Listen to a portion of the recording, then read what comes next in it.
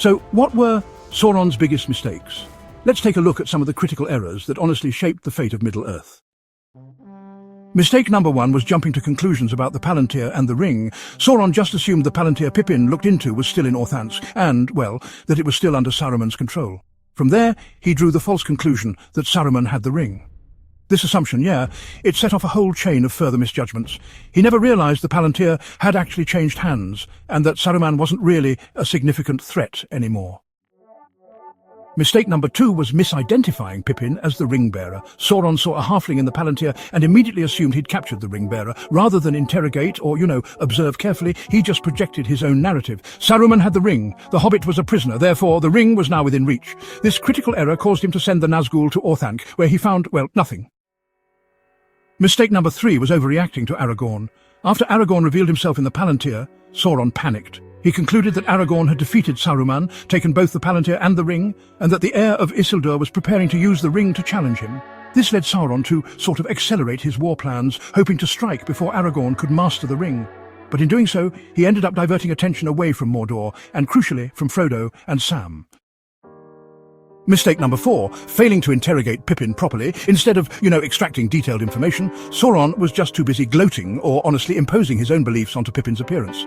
He failed to ask the right questions that might have revealed the truth, that Pippin was not the ring-bearer and that the ring was still hidden. This was a fatal missed opportunity. If Sauron had pressed further, he might have learned that the ring was actually being taken to Mordor. Mistake number 5, letting Gollum go.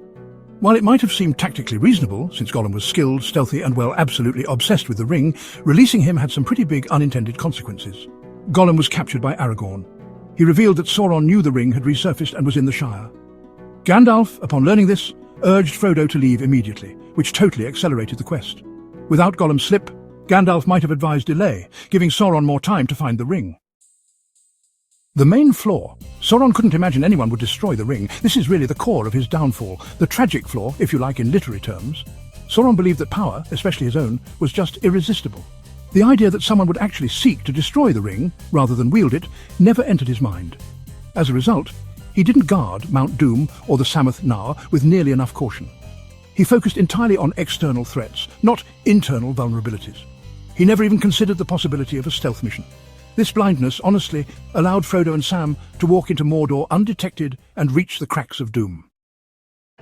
Sauron's failure to learn anything useful from Pippin really came down to a deadly combination of arrogance, assumption, and projection.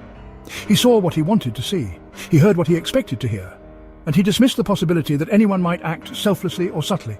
These errors, especially his inability to imagine the ring being destroyed, sealed his downfall.